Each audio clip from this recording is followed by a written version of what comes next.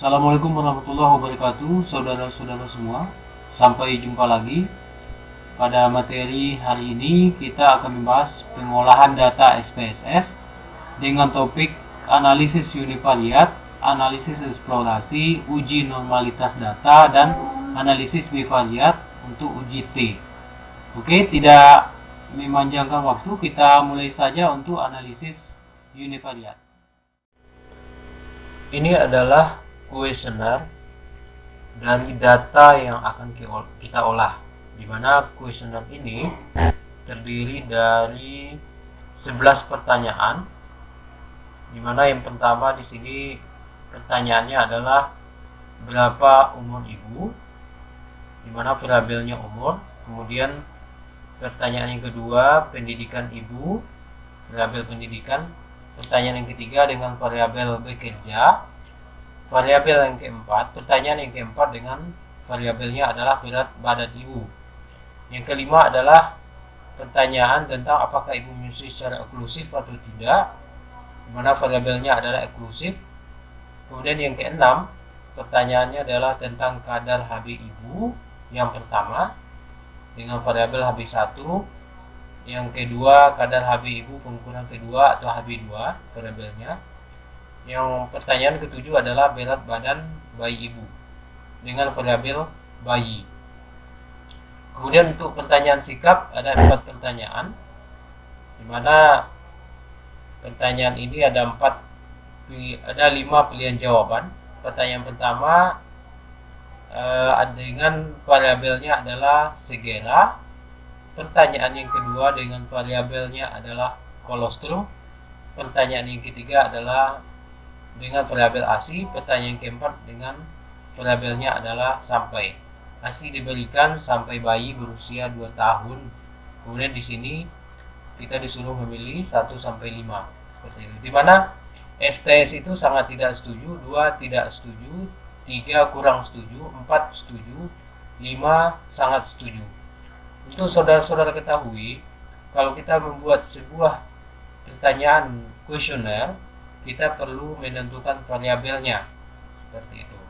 Dimana ini adalah kuesioner dari sebuah penelitian yang berjudul faktor-faktor yang berhubungan dengan perilaku menyusui eksklusif di daerah X tahun 2022. Ini adalah contoh judul dari sebuah penelitian, dimana ini adalah kuesionernya yang akan kita olah. Kemudian saudara-saudara semua, bagaimana cara membuat variabelnya? Di sini saya sudah sediakan variabelnya untuk kita pahami bersama. Di sini untuk di awal perlu nomor, kita bikin dulu dengan tipe numerik. Kemudian yang kedua adalah umur, yaitu adalah umur ibu numerik dengan value-nya adalah 0. Jadi ini enggak ngaruh. Di label perlu kita cantumkan keterangan dari nama variabel ini. Umur itu umur siapa? Jadi di label perlu kita jelaskan umur itu adalah umur ibu. Kemudian didik yang ketiga. Yang pendidikan yang ini. Pendidikan. Ini dia pendidikan. Dia adalah tipenya adalah string dengan karakter pendidikan ibu. Untuk value kita klik saja titik 3. Di sini ada 4 pengelompokannya. Jika 1 adalah SD, 2 SMP, 3 SMA, 4 adalah perguruan tinggi. Kemudian variabel kerja ini ada 2. 1 bekerja, 2 tidak bekerja. Variabel yang ketiga adalah berat badan ibu numerik. Yang lanjut variabelnya adalah eksklusif. Variabel eksklusif ini adalah karakter ASI eksklusif, di mana 0 adalah tidak eksklusif, yang 1 adalah eksklusif. Artinya yang 0 itu dia tidak memberikan ASI, yang 1 adalah memberikan ASI. Kemudian HB1 numerik, HB2 juga, berat badan bayi numerik. Kemudian segera di sini ada 4 pilihan seperti data kuesioner tadi. Untuk pertanyaan sikap ada 4 pertanyaan dengan 5 pilihan seperti itu. Kita lihat Ini 5 pilihan, 1 STS, 2 TS, 3 KS, 4 S, 5 SS. Oke. Sama juga dengan kolos, lahir, dan sampai. Dia value-nya juga ada 5 kriteria pilihan. Sama. Begitu juga dengan lahir. Begitu juga dengan sampai. Seperti itu. Kemudian setelah kita buatkan variabelnya, kita coba klik data view. Di data view, kebetulan kita sudah menyiapkan data untuk kita olah. Seperti ini. Ini ada datanya adalah sebanyak 50 data, di mana data ini akan kita olah. Kemudian, sesuai dengan pembahasan kita, langkah pertama kita akan melakukan analisa SPSS untuk data univariate. Di sini akan kita ambil datanya adalah tentang pendidikan ibu, saudara-saudara semua. Bagaimana langkah-langkahnya? Kita klik analyze, kemudian kita klik descriptive statistik, kemudian kita klik prepare dulu. Ini pendidikan ibu, kita klik, kemudian kita okekan. Di sini hasil dari pengolahan data SPSS pendidikan ibu sudah muncul, saudara semua.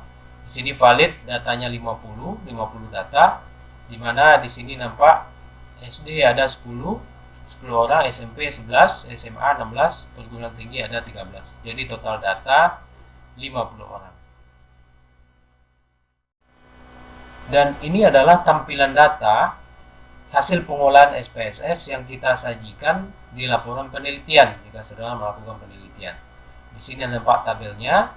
Bagaimana cara menginterpretasikannya? Jadi bacanya seperti ini. Berdasarkan tabel di atas, distribusi tingkat pendidikan responden hampir merata untuk masing-masing tingkat pendidikan. Paling banyak responden berpendidikan SMA yaitu sebanyak 16 orang. Ini dia, atau 32%. Sedangkan untuk pendidikan SD, SMP, dan perguruan tinggi masing-masing 20%, 22%, dan 26%. Jadi ini cara kita membaca tabel hasil penelitian. Kemudian kita akan coba mengolah data untuk umur ibu, yaitu untuk data numerik. Kita ambil tadi data kategori untuk pendidikan ibu. Sekarang kita coba mengolah data untuk umur ibu, saudara-saudara semua. Bagaimana langkah-langkahnya? Di sini untuk mengolah data umur ibu, kita akan menentukan nilai median, min, dan modusnya, termasuk standar deviasinya sekalian, serta grafik histogramnya. Langkah-langkahnya adalah, yang pertama kita klik analyze, kemudian descriptive statistik, kemudian kita klik preferensi. Kemudian kita pilih umur ibu, kita klik umur ibu, kita pindahkan ke variabel. Kemudian kita klik statistik. Di statistik kita aktifkan semua pada sentral tendensinya, min, median, modusnya kita aktifkan. Kemudian nilai maksimum, nilai minimum juga kita aktifkan. Kemudian standar deviasinya juga kita aktifkan. Kemudian standar errornya juga kita aktifkan. Kemudian kita klik continue. Kemudian kita klik chart. Kemudian kita pilih histogram dan kita checklist show normal curve on histogram. Kemudian kita klik continue dan kita okekan. Ini adalah hasil dari pengolahan data numerik untuk umur ibu. Di sini nampak datanya valid 50 data. Ini di sini bisa kita lihat ini data untuk umur ibu, datanya valid 50. Kemudian di sini bisa kita lihat min-nya adalah atau rata-rata 25,10, standar errornya 0,68, mediannya 24 atau nilai tengahnya, modusnya adalah 19, standar deviasi itu 4,85, nilai paling rendah itu adalah 19 dan nilai paling tinggi itu adalah 35. Kemudian di sini bisa kita lihat bahwa umur ibu berdasarkan frekuensinya, umur 19 tahun frekuensinya ada 7 orang dengan presentasinya adalah 14. Bisa kita lihat data-datanya di sini, data umur ibu beserta frekuensi dan presentasinya. Dan ini adalah histogramnya, histogram dari hasil pengolahan data umur ibu. Di sini bisa kita lihat bahwa histogramnya berbentuk kurva, atau histogramnya ini berbentuk terdistribusi normal karena dia seimbang seperti ini untuk histogramnya. Berdasarkan hasil yang kita olah tadi untuk umur ibu, ini data-datanya sudah ada. Kemudian ini kurvanya, untuk kurvanya sudah terdistribusi normal. Kemudian ini adalah hasil interpretasi data yang sudah kita olah tadi, data yang ini dan ini adalah hasil interpretasinya. Bagaimana cara membacanya? Rata-rata umur ibu adalah 25,10 tahun, median 24 tahun dan standar deviasinya adalah 4,85 tahun. Dengan umur termuda adalah 19 tahun dan tertua adalah 35 tahun. Dari tampilan grafik dapat dilihat dari distribusi variabel umur berbentuk normal, yang ini terdistribusi normal seperti itu. Kemudian kita akan masuk untuk analisis eksplorasi data. Bagaimana caranya? Kita akan kembali kepada data SPSS yang tadi. Langkah-langkah untuk mencari analisa data untuk eksplorasi data. Langkah-langkahnya adalah kita klik analyze, kemudian descriptive statistik, kemudian kita pilih di sini explore. Setelah muncul data seperti ini, kita klik umur ibu, kita pindahkan ke dependent list. Sedangkan factor list dan label cache by kita kosongkan saja. Kemudian kita klik plot. Di plot ini kita aktifkan stem and left-nya. Kemudian kita aktifkan normality plot with test. Kemudian kita klik continue dan kemudian kita okekan.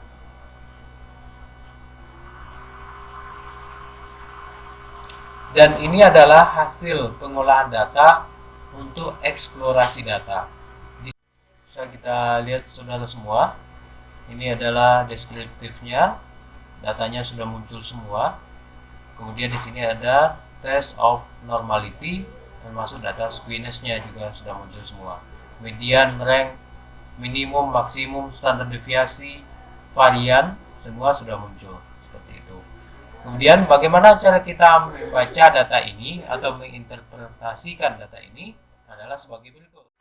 Pada hasil pengolahan data eksplorasi di sini dapat kita ketahui bahwa dari hasil analisa diketahui bahwa 95% kita yakin confident interval umur ibu ini adalah 23,72 sampai dengan 26,48. Jadi rata-rata umur ibu pada populasi berada pada selang 23,72 sampai 26,48. Kemudian dilihat dari pengolahan data tadi bahwa data umur ibu itu adalah terdistribusi normal. Kemudian di sini perlu kita cari untuk membuktikan bahwa dia terdistribusi normal. Caranya adalah kita bagi nilai squeamishness dengan standar error. Jika nilai squeamishness-nya kecil atau sama dengan 2, maka nilai tersebut terdistribusi normal. Dan sebaliknya, jika nilai squeamishness itu besar dari 2, maka datanya tidak terdistribusi normal. Seperti itu. Untuk data eksplorasi data yang sudah kita olah tadi, diketahui di sini nilai squeamishness-nya adalah 0,547 dengan standar errornya adalah 0,337. Berarti kalau kita bagi nilai squeamishness dibagi standar error, berarti 0,547 dibagi 0,337 nilainya adalah 1,62. Artinya nilainya adalah kurang dari 2, dan di sini bisa kita simpulkan bahwa data ini terdistribusi normal karena nilainya kurang dari 2. Seperti itu saudara semua. Tetapi sebaliknya jika datanya besar dari 2, maka data tersebut bisa kita katakan dia bukan terdistribusi normal. Kemudian bagaimana cara kita membaca data yang tadi, menginterpretasikan pada laporan penelitian? Ini adalah datanya, variabel min, standar deviasi, minimal, maksimal, dan tingkat kepercayaan 95%. Dari hasil analisa didapatkan rata-rata umur ibu adalah 25,10 tahun. Kemudian dengan confidence interval 23,72 sampai 26,48 dengan standar deviasi 4,85 tahun.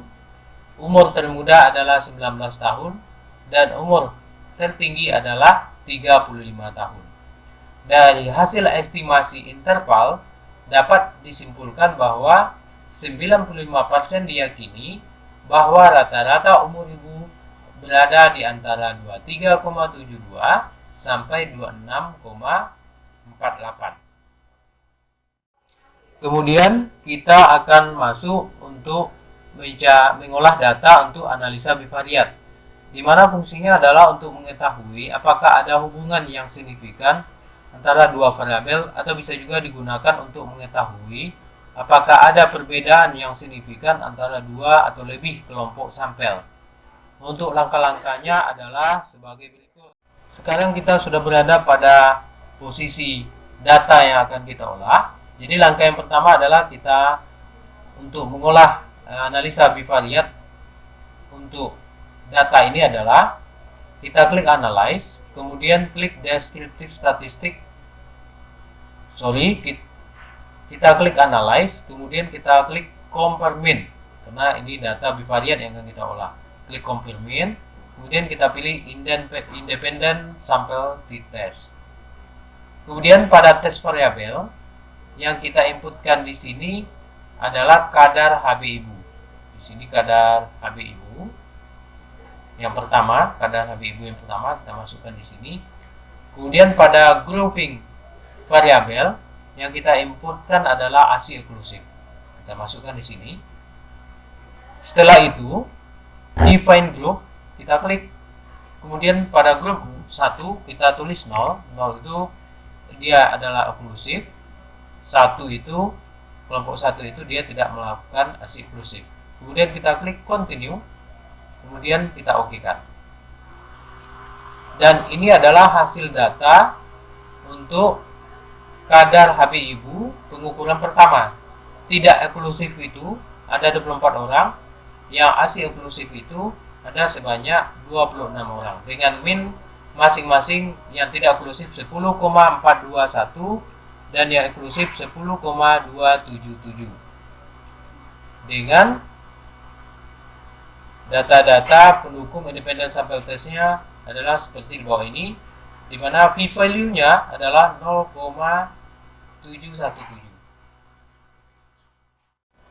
Berdasarkan hasil data yang kita olah tadi, dapat kita buat untuk penyajian interpretasi data di laporan penelitian. Ini data kita olah tadi, kita bikinkan seperti ini. Kita bikin distribusi rata-rata kadar HB responden menurut perilaku menyusui, di mana jika dia ini adalah ya menyusui atau ya eksklusif, itu minnya 10,277 dengan standar deviasi 1,32, standar errornya 0,259. Kemudian tidak eksklusif itu minnya adalah 10,421 dengan standar error 1,47 dan standar errornya 0,3. Maksudnya ini standar deviasinya 1,47. Kemudian p-value-nya adalah 0,717. Jadi di sini bisa kita baca tabel ini, rata-rata kadar HB ibu yang menyusui eksklusif adalah 10,277 gram dengan standar deviasinya 1,322%, sedangkan ibu yang menyusui non eksklusif rata-rata kadar Hb-nya adalah 10,421 gram persen dengan standar deviasi 1,471 gram persen. Hasil uji statistik didapatkan nilai V-value adalah 0,717. Berarti pada alfa 5% terlihat tidak ada perbedaan yang signifikan rata-rata kadar Hb antara ibu yang menyusui secara eksklusif dan non-eksklusif. Dengan ini adalah kuncinya. Jika V alfa 0,05 maka variannya berbeda. Artinya jika V alfanya kecil dari 0,05 maka datanya ini bermakna. Tetapi jika V alfa besar dari 0,05 berarti datanya tidak bermakna atau tidak ada perbedaan. Kemudian kita akan coba mengolah data untuk kadar Hb ibu 1 dan 2, di mana untuk data uji T dependen. Bagaimana langkah-langkahnya? Langkah-langkahnya adalah kita klik Analyze, kemudian kita klik Compare Mean, kemudian kita pilih di sini adalah Paired Sample T-Test. Oke, di sini sudah muncul. Yang kita masukkan ke variabel 1 adalah kadar Hb ibu yang pertama. Kemudian untuk variabel yang kedua, kadar Hb ibu yang kedua. Ya, ini biasanya untuk uji T dependen dilakukan untuk penelitian eksperimen, biasanya seperti itu. Kemudian, saudara semua, kemudian kita klik OK. Oke, ini adalah data yang sudah muncul dari uji T dependen. Kadar ibu yang pertama nampak datanya, kemudian ini kadar ibu yang kedua. Kadar Hb ibu yang pertama 10,346, kadar Hb ibu yang kedua 10,860. Seperti itu, dengan standar error 0,195, standar deviasi masing-masing 1,38 dan 1,055. Kemudian bagaimana cara kita membaca data ini? Kita akan membaca data dari hasil pengolahan uji T dependen. Bisa kita bikinkan interpretasi datanya. Ini interpretasi data distribusi rata-rata kadar Hb responden menurut pengukuran pertama dan kedua. Ini kadar Hb-nya. Untuk pengukuran pertama itu minnya 10,346, pengukuran kedua 10,860. Jadi bagaimana membaca tabel ini? Cara membacanya adalah rata-rata kadar persentase Hb pada pengukuran pertama adalah 10,346 gram persen dengan standar deviasi 1,38. Pada pengukuran kedua didapatkan kadar Hb adalah 10,860 gram persen dengan standar deviasi 1,05 gram persen. Terlihat nilai min perbedaan antara pengukuran pertama dan kedua, yaitu 0,514 dengan standar deviasi 0,982. Hasil uji statistik didapatkan nilai 0,001. Di sini dapat disimpulkan bahwa datanya ada perbedaan yang signifikan atau data ini adalah memiliki makna atau ada perbedaan antara kadar Hb ibu pengukuran pertama dengan kadar Hb ibu pengukuran yang kedua. Untuk saudara ketahui, di mana dapat kita nilai 0,514 ini? Dapat 0,514 ini adalah 10,860 dikurang dengan 10,346. Ini adalah perbedaan selisih antara nilai min kadar Hb ibu yang pertama dikurang dengan kadar Hb ibu yang kedua. Selisihnya adalah 0,514. Oke, demikian saudara-saudara semua. Semoga langkah-langkah bagaimana untuk menganalisa data univariat, kemudian analisis eksplorasi data, uji normalitas data, kemudian bivariat, baik itu uji T independen dan uji T dependen, sudah kita bahas. Semoga bermanfaat. Assalamualaikum warahmatullahi wabarakatuh.